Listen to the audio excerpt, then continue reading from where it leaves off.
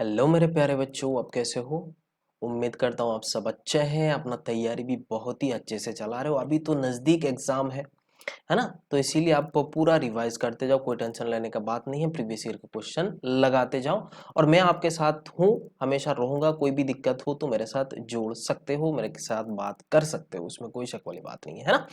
तो welcome back to my channel. मैं हूं खैरुल और आज हम लोग इस लेक्चर में most probable questions for physics का जो भी हम एक मोस्ट प्रोबेबल क्वेश्चन सीरीज चल रहा है, उस सीरीज का ये हमारा 6th नंबर एपिसोड है। इसमें हम लोग करंट इलेक्ट्रिसिटी के बारे में पढ़ेंगे। कुछ 10 क्वेश्चन हम करने वाले हैं जो मोस्ट एक्सपेक्टेड क्वेश्चंस होगा और वो स्पेशली नीट एंड असम सीडब्ल्यूई 2020 के लिए है। तो वो दोनों एग्जाम के लिए जो एस्पिरेंट्स है वो सारे बच्चे इसको देख सकते हैं। अपना जो प्रिपरेशन है ऑब्वियसली आपका प्रिपरेशन एनहांस हो जाएगा, इसमें कोई शक वाली बात नहीं है। बहुत ही अच्छा क्वेश्चन मैंने यहाँ पे चूज करा है। अगर प्रीवियस लेक्चर्स देखना चाहते हो इस सीरीज का तो आई बटन क्लिक करके आप उसको देख सकते हो या फिर डिस्क्रिप्शन पे लिंक दिया हुआ रहेगा, उसको देख लेना जाके, है ना? वीडियो पसंद आ जाए तो लाइक करना, शेयर करना अपने दोस्तों के साथ और सब्सक्राइब जरूर करना अगर आप नए हैं तो चलिए शुरू करते हैं।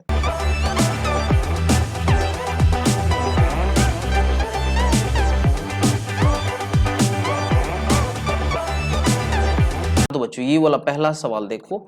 A resistance of an emitter is 27 ohm and its scale is graduated for current up to 10 ampere. Okay. After an additional shunt is connected to this emitter, it become possible to measure currents up to 100 amperes by this meter. Okay.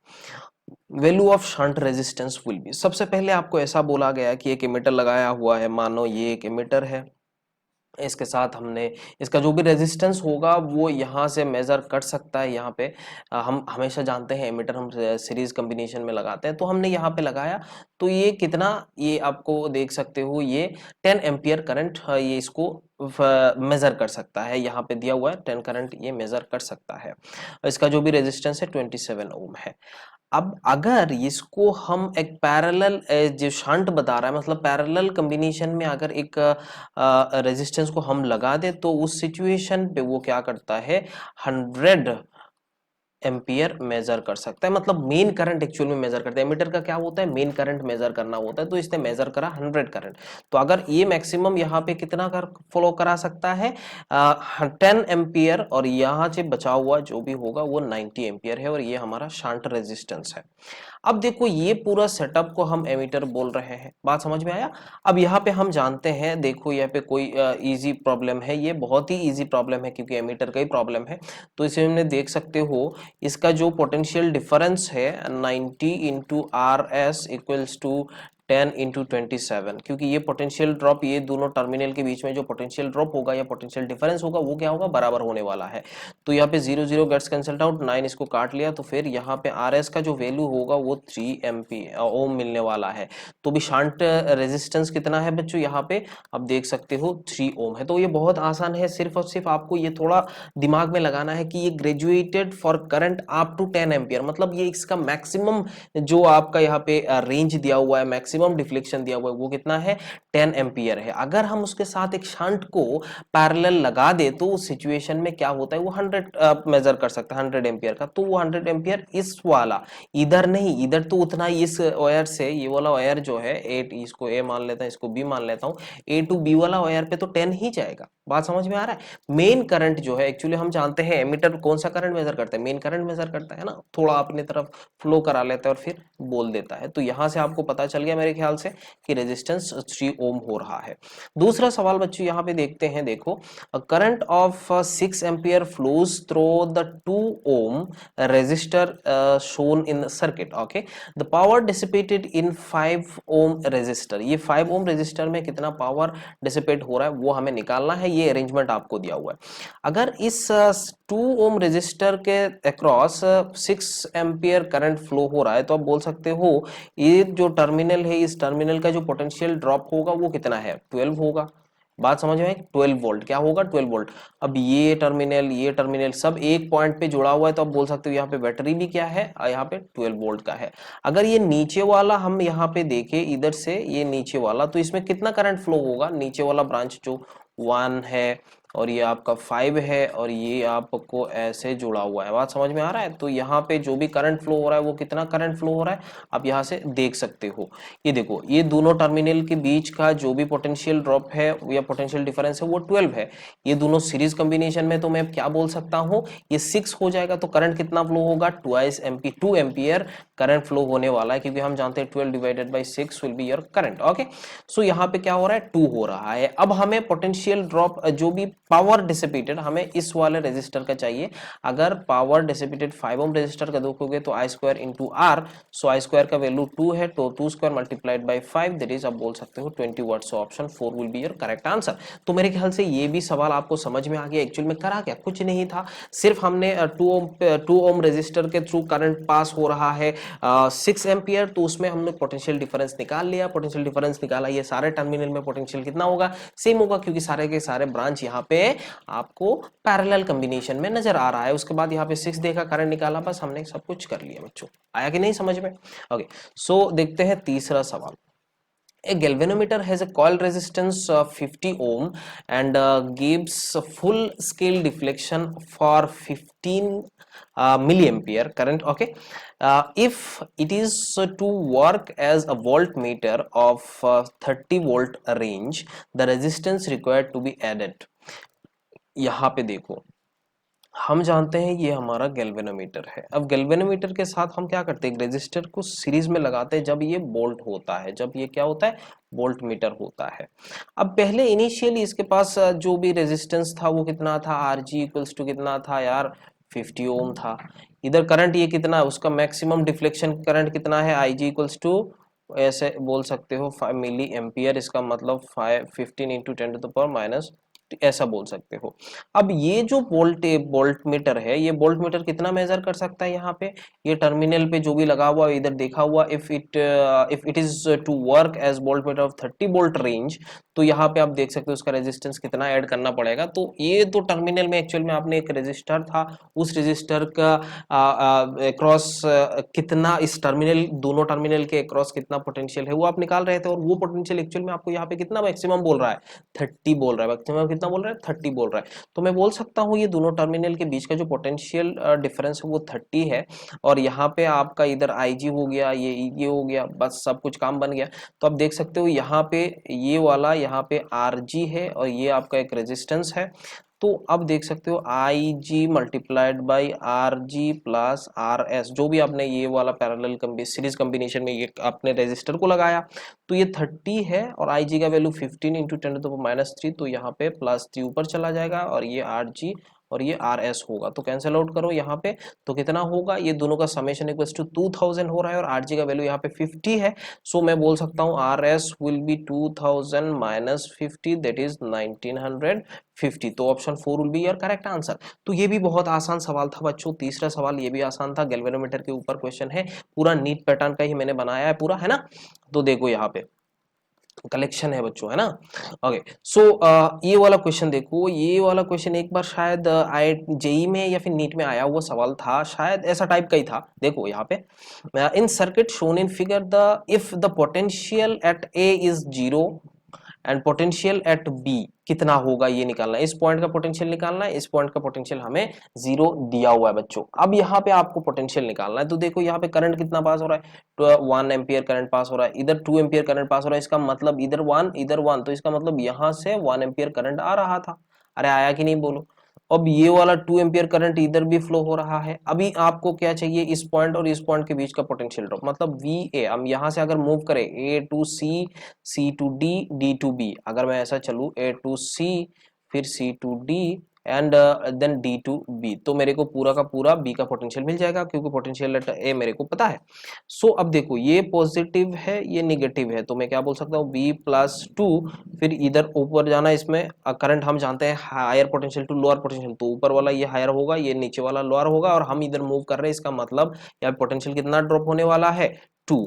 ये चला गया, यहाँ पहुंच गया, D से B तक गया, तो यहाँ पे देखो ये प्लस है, ये माइनस होगा, तो ये माइनस, और फिर यहाँ पे डीवी बोलने का है, ये वैल्यू 0 है, तो यहाँ पे देखो 4 minus 3 that is V equals to 1, तो प्लस 1 वोल्ट। तो आपको पता चल गया कौन सा होगा, option A will be correct answer. बहुत आसान है और ये बहुत आसान है ना, ब्रांच है लगाया। ओके, अगला सवाल देखते हैं। ये देखो, in circuit shown the cell A and B have negligible resistances. यहाँ पे ए एंड बी जो है, यहाँ पे ये दोनों सेल का जो नेग्लिजिबल इंटरनल रेजिस्टेंस है। For for B A equals to 10 volt, R1 equals to 300, R equals to 200.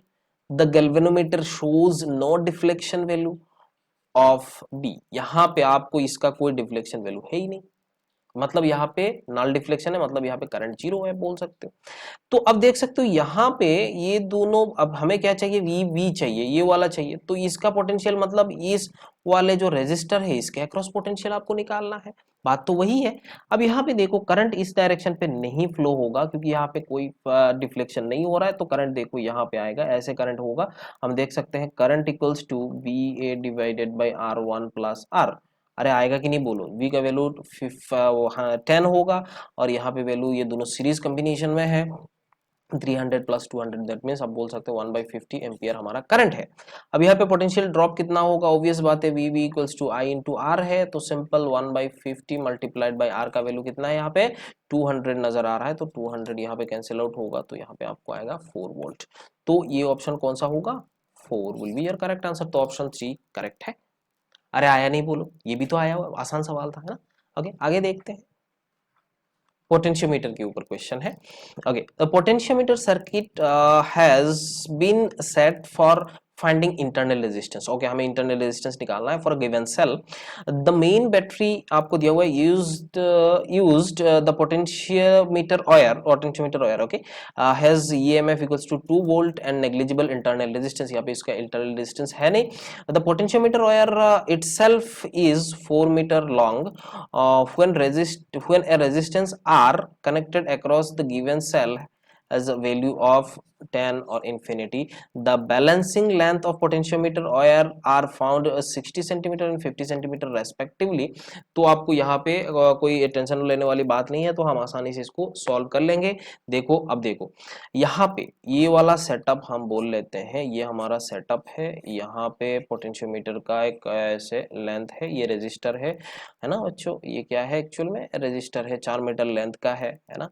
अब यहाँ पे देखो एक ईएमएफ को हमने लगाया और ये इंटरनल रेजिस्टेंस है, और यहाँ पे हमने गैल्वेनोमीटर लगा दिया और यहाँ पे इसका डिफ्लेक्शन लगाया, और इसके साथ साथ मैंने एक एक्सटर्नल रेजिस्टेंस भी लगा दिया जिसका वैल्यू आर है, और ये हमारा ईएफ है जो अननोन है, और ये हमारा इंटरनल रेजिस्टेंस है। अभी हमें क्या करना है, पूरा का पूरा हिस्ट्री यहाँ पे निकालना है। तो शुरुआती में यहाँ पे मैं क्या करता, ये देखो सेल ऐसा स्विच ऐसे ओपन है, जब यहाँ पे स्विच ओपन है तो सबसे इंपॉर्टेंट बात है, हम जानते हैं यहाँ पे एक जो भी आपका रेजिस्टेंस पर यूनिट लेंथ आपको लेमडा दिया हुआ है, तो इस पॉइंट का ए और ये मान लेते हैं एम, इस एम का वैल्यू कितना होगा, लेमडा इंटू एक्स हम जान रहे हैं। तो ईएमएफ जब हमने यहाँ पे इस स्विच को क्लोज नहीं करा तो ईएमएफ क्या होगा, ईएमएफ क्योंकि ये प्राइमरी है ये सेकेंडरी है, प्राइमरी से करंट सेकेंडरी में नहीं आने वाला है, फ्लो नहीं होने वाला है, करंट को ड्रॉ नहीं कराता है पोटेंशियल मीटर, है ना। तो ई का वैल्यू क्या होगा, ये दिस वन इंटू L1, यही होगा एक इक्वेशन, है ना बच्चों।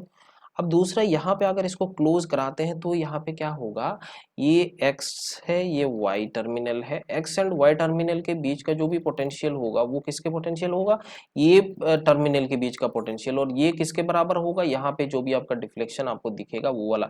यार L1 equals to 60 and L2 equals to 50 centimetre, ये चीज आपको दिमाग में रखना है बस। चलो आगे देखते हैं। I इंटू आर, मतलब I into R equals to this, आप बोल सकते हो I into R equals to lambda into L2। Okay, अब देखो I का वैल्यू क्या है, E divided by R plus capital R, ये इंटरनल रेजिस्टेंस, और ये है multiplied by R into this one, ये तो हमने पूरा इलेबोरेट करा। दिस वन इक्वेशन नंबर 1, ये इक्वेशन नंबर 2, दोनों को अगर डिवाइड कर देंगे, इसका वैल्यू यहाँ पे पुट कर लोगे तो आपको क्या मिलेगा, R1 divided by R1 plus sorry R divided by R1 plus R2, और ये वाला क्या हो जाएगा यहाँ पे L1, और ये वाला आपका L2 डिवाइडेड बाई L1 आने वाला है। हमें R1 चाहिए, तो आप देख सकते हो L1 divided by L2 minus sorry L1 divided by L2 minus 1 into R. So L1 का वैल्यू कितना है, 60 minus 50 divided by 50 multiplied by R का वैल्यू कितना है यहाँ पे 10 है, सो 10 यहाँ पे पुट कर लो, ये 10 होगा, 10 ये कैंसिल आउट होगा तो 5 होगा, 5 से ये कैंसिल आउट होगा तो 2 होगा। सो मेरे ख्याल से आपको ये इतना समझ में आ गया। सो 2 ओम जो है वो हमारा करेक्ट आंसर है। तो मेरे ख्याल से ये आपको समझ में आता है। अगर समझ में नहीं है तो इसको थोड़ा देख लो, है ना। ये चीज हमें पता चल गया और हम बहुत आराम से इसको कर, सॉरी ये इसको हम लोग क्या बोल रहे हैं, पोटेंशियल ग्रेडियंट, है ना। एक ग्रेडियंट है, मतलब यह दोनों को पॉइंट के बीच में जो भी पोटेंशियल आएगा, दैट पोटेंशियल को हम वी ए बी बोल रहे हैं। That is this divided by total length, हमें पोटेंशियल ग्रेडियंट मिल रहा है। पोटेंशियल ग्रेडियंट जब आपको मिल गया तो उसके साथ अगर आप लेंथ को मल्टीप्लाई कर दोगे तो ये हमें मिल जाएगा। बस वही तो हमने करा था, मेरे स्लिप ऑफ टंग, मैंने यहाँ पे इसको रेजिस्टेंस पर यूनिट लेंथ बोल लिया था, सॉरी फॉर दैट, है ना। ओके, सो यहाँ पे क्वेश्चन नंबर 7 देखते हैं। पोटेंशियोमीटर का क्वेश्चन है और ये पोटेंशियोमीटर के ऊपर आपको क्वेश्चन पूछता है, जेई मेन बोलो या सीडब्ल्यू बोलो या फिर नीट बोलो, हमेशा आपको पोटेंशियोमीटर के ऊपर क्वेश्चन पूछा जा सकता है। So potentiometer wire of length L, resistance R, यहाँ पे आपको पता चल गया, R connected with series, connected in series with battery of EMF E naught, okay, the resistance R1, okay, जो भी इंटरनल रेजिस्टेंस है। A unknown EMF is balanced at length L by 2. The potentiometer wire, okay, the EMF E will be given by, ये जो unknown EMF है वो आपको निकालना है। तो ये हमारा EMF है और यहाँ पे हम मान लेते हैं ये E1 है, ये आपका R1 है, और ये वाला पोटेंशियोमीटर का लेंथ है, ये A है, ये B है, और यहाँ पे हमने एक अननोन EMF को लगा दिए जिसका यहाँ पे कोई इंटरनल रेजिस्टेंस वगैरह नहीं दिया, चलो कोई बात नहीं। और फिर यहाँ पे हमने गैल्वेनोमीटर लगाया और ये डिफ्लेक्शन आपको नजर आया, तो ये ई नॉट है, राइट। अब देखो ये चीज में क्या होता है, पोटेंशियल ग्रेडियंट हमें चाहिए होता है, पोटेंशियल ग्रेडियंट की पोटेंशियल ड्रॉप कितना होगा।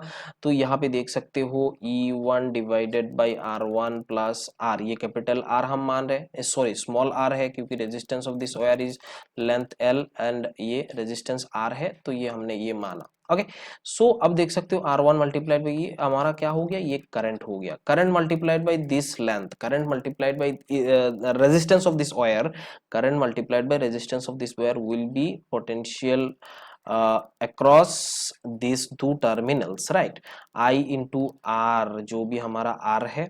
अब यहाँ पे देख सकते हो E1 divided by R1 plus small r multiplied by R, ये आपका पोटेंशियल हो गया। अब हमें क्या चाहिए, पोटेंशियल ग्रेडियंट चाहिए, लेमडा चाहिए। तो लेमडा का वैल्यू क्या होता है, B A B divided by L होता है, और इसका वैल्यू क्या होगा, U1 R divided by R1 into R divided by L होगा। तो ये चीज आपको मिला क्या, पोटेंशियल ग्रेडियंट, जो भी हमने मिला था पोटेंशियल ग्रेडियंट मिला। अब यहाँ पे ईएमएफ जो नाल डिफ्लेक्शन यहाँ पे आपको दिखेगा, तो EMF will be lambda into L, जो भी आपका एल आएगा वो एल आ रहा है, बट यहाँ पे जो एल है वो वैल्यू कितना है, एल डिवाइडेड बाई 2। सो अब यहाँ पे इसका वैल्यू जो आपको निकालना है, ई इक्वल्स टू ये रख दो, E1 मल्टीप्लाइड बाई, आप देख सकते हो R है, और ये आपका L वैल्यू आ रहा है, ये sorry L divided by 2 divided by, क्योंकि ये L का वैल्यू कितना होगा, L डिवाइडेड बाई 2 होगा, and again R1 plus R multiplied by L। सो आप देख सकते हो ये L गेट्स कैंसल्ड आउट, तो आपको मिलने वाला है E1 into R divided by 2 into R1 plus R। तो यहाँ पे एक्चुअल में डाटा नहीं दिया, इसीलिए थोड़ा आपको कैलकुलेशन में थोड़ा दिक्कत आ रहा होगा, है ना, लेकिन आसान था। बस आपको क्या करना था, पोटेंशियल ग्रेडियंट आपको निकालना है, पोटेंशियल ग्रेडियंट निकाल के आपको उस रेजिस्टेंस के साथ मल्टीप्लाई करना है, सॉरी लेंथ के साथ मल्टीप्लाई करना है, और वो लेंथ क्या हो जाएगा आपका, देख सकते हो इसका पोटेंशियल ड्रॉप जो होगा नल डिफ्लेक्शन में इसके पोटेंशियल के बराबर होने वाला है। यही तो पोटेंशियल का कॉन्सेप्ट था ना। ओके, आगे देखते हैं बच्चों। यहाँ पे देखो ये 8th सवाल है।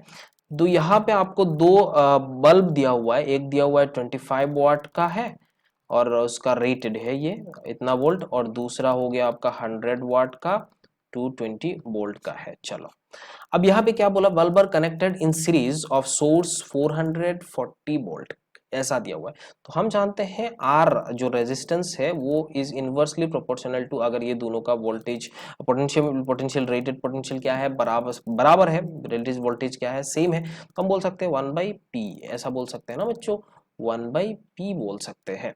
अब यहाँ पे जिसका पोटेंशियल जो भी पावर ज्यादा है उसका रेजिस्टेंस कम होगा, जिसका पावर कम है उसका रेजिस्टेंस। तो अगर इसका देखा जाए इसको हम लोग R1 बोल लेते हैं। यहाँ पे क्या होगा 1/25 है, यहाँ पे डायरेक्टली इनवर्सली प्रोपोर्शनल 25 और यहाँ पे 4 है, तो इसको हम लोग ऐसा भी बोल सकते हैं ना v² डिवाइडेड बाई 25, और यहाँ पे आप देख सकते हो R2 का वैल्यू v² डिवाइडेड बाई 100 आप बोल सकते हो। अगर इसको मैं R बोल रहा हूँ तो इसको मैं 4R बोल सकता हूँ। R1 इक्वल्स टू 4R और R2 इक्वल्स टू R है। तो ये हमें रेजिस्टेंस मिला। अब ये दोनों को हमने क्या करा, एक सीरीज कॉम्बिनेशन में लगा दिया, और वो सोर्स है हमारा 440 है। ये क्या है सोर्स 440 है, ये 4R है, ये R है। अब आपको चेक करना है कि कौन फ्यूज होगा कौन फ्यूज नहीं होगा, कौन ज्यादा ब्राइट होगा। तो उसको चेक करने के लिए आप क्या करते हैं, हम यहाँ पे पोटेंशियल इसका डिस्ट्रीब्यूशन देख लेते हैं। पोटेंशियल डिस्ट्रीब्यूशन फॉर R1 और ये आपका R2। सो पोटेंशियल डिस्ट्रीब्यूशन यहाँ पे देखो, this is to this V1 is to V2 equals to, आप देख सकते हो V equals to I into R होता है, तो डायरेक्टली प्रोपोर्शनल टू रेजिस्टेंस होता है R1 टू R2। तो V1 का जो वैल्यू है इसके अक्रॉस जो भी वैल्यू होगा वो R1 divided by R1 plus R2 multiplied by total potential या फिर टोटल वोल्टेज। तो R1 का वैल्यू 4 है और ये टोटल कितना है 5R है, तो RR गेट्स कैंसिल्ड आउट, तो वो 4 डिवाइडेड बाई 5 मल्टीप्लाइड बाई 440। अब ये जो वैल्यू आ रहा है वो इस वाले रेटेड से ज्यादा आ रहा है। क्या हो रहा है, इस वाले रेटेड से ज्यादा आ रहा है, तो यहाँ पे ये फ्यूज हो जाएगा बच्चों। ये क्या हो जाएगा, फ्यूज हो जाएगा। सो 25 वाट का जो बल्ब है वो क्या हो जाएगा, यहाँ पे फ्यूज हो जाएगा। अगर आप उस तसल्ली के लिए देख सकते हो V2 इक्वल्स टू क्या होगा 1 divided by 5 multiplied by this much value, क्योंकि इसका आधा होने से हमें 220 मिलता है, उसके तो ऑब्वियसली कम दिख रहा है, तो ये हमारा सेफ रहेगा, ये वाला सेफ है। बट जो भी 25 वाट का जो बल्ब था वो जाएगा। बात समझ में आएगी नहीं बोलो। ओके, सो ये 8th नंबर सवाल था। अभी देखो 9th सवाल। यहाँ पे दिया हुआ है arrange the circuit in decreasing order of power dissipation. एक दिया हुआ है पहले वाला, दूसरा, सब में करंट आई जा रहा है, सब में करंट क्या हो रहा है आई ई फ्लो हो रहा है। तो पावर हम जानते हैं I square into R equivalent. अगर करंट बराबर है तो आर इक्विवेलेंट के डायरेक्टली प्रोपोर्शनल है यहाँ पे, so P is directly proportional to R equivalent. So R equivalent R1 हमारा इधर क्या होगा, अगर सब में आर आर है, सब में क्या है, सब देखो रेजिस्टेंस आर सेम, तो मैं बोल सकता हूँ इसमें आर है, इसमें आर है, इसमें आर है, इसमें भी आर है, इसमें भी आर है, इसमें भी आर है, ये R R R R R R R सब में आर आर आर आर है, तो यहाँ पे 3R नजर आ रहा है। R2 का भी वैल्यू क्या होगा R डिवाइडेड बाई 3, क्योंकि सारे के सारे पैरेलल कॉम्बिनेशन में है। R3 विल बी व्हाट, यहाँ पे ये दोनों सीरीज में है, तो 2R और एक R पैरेलल में है, तो 2R multiplied by R divided by 2R plus R, that means 3R। So RR gets cancelled out, तो 2R डिवाइडेड बाई 3 नजर आ रहा है। तो अब देखो यहाँ पे ये रेजिस्टेंस, ये यहाँ पे आप अगर देखोगे, सबको देखोगे, सबको मिलाओगे, तो आपको एक चीज नजर आएगा, देखो कि P1 इज ग्रेटर देन, हमें क्या चाहिए डिसेंडिंग ऑर्डर में चाहिए ना, decreasing order, P1 is greater than P3 is greater than P2। सो कौन सा ऑप्शन होगा, P1 is greater than P3 is greater than P2। Okay, option 1 will be your correct answer. ये भी बहुत ही मजेदार सवाल था, बहुत आसान था, वैसा ही टाइप का क्वेश्चन पूछता है बच्चों नीट में, है ना। ओके, आगे देखते हैं लास्ट सवाल, this is the last. Okay, the conductor with rectangular cross section has dimensions आपको दिया हुआ है 1 2a 2a एंड 4a, ये सारे दिया हुआ है as shown in figure. The resistance across AB is x, across CD यहाँ पे दिया हुआ है, ये C ये D है, CD मतलब ऊपर वाला ऐसा वाला, वो y है, अक्रॉस EF जो भी ऐसे फ्लैट है उसका z वैल्यू है। तो ratio of x y and z आपको निकालना है। तो हम जानते हैं जैसे रेजिस्टेंस देखो, रेजिस्टेंस इक्वल्स टू व्हाट, ऐसे रो L डिवाइडेड बाई ए, अगर दो लेंथ अगर मल्टीप्लाई कर दूं ऊपर और नीचे, तो मेरे को ये वाला नीचे क्या मिल जाएगा, ये आपका resistivity divided by volume multiplied by length square. That means आप बोल सकते हो ये रेजिस्टिविटी और वॉल्यूम, ये तीनों में, तीनों का direction X Y and Z देखेंगे तो तीनों में क्या होता है एक्चुअल में बराबर आ रहा है। क्या है, बराबर आ रहा है, तो हम बोल सकते हैं resistance is directly proportional to L square. Resistance is directly proportional to L square. ये बहुत आसान तरीका है बच्चों, आप अलग तरीके से निकाल सकते हो, R1 निकाल सकते हो, ये पूरा वैल्यू यहाँ पे पुट करके फिर R2 निकाल सकते हो, फिर वगैरह वगैरह करते रहो। लेकिन अगर जब भी आपको रेशियो ये ऐसा कंपैरिजन दिखा जाए ना, तो ऐसा डायरेक्टली प्रोपोर्शनल टाइप का ही निकालो, किसके साथ प्रोपोर्शनल है वो निकाल निकाल लो, काम बन जाने वाला है। तो अगर देखा जाए तो A B, R A B equals to उसका डायरेक्टली प्रोपोर्शनल टू लेंथ है, तो इसमें कितना है टोटल लेंथ 4a, तो 4a स्क्वायर। अगर सी डी का देखा जाए तो सी डी में टोटल लेंथ कितना है, ओनली ए है, जो हाइट है वो क्या है, ए है, ए स्क्वायर। और ई एफ देखा जाए तो ई एफ में भी आपको क्या नजर आ रहा है, 2a नजर आ रहा है, तो 2a इधर स्क्वायर है।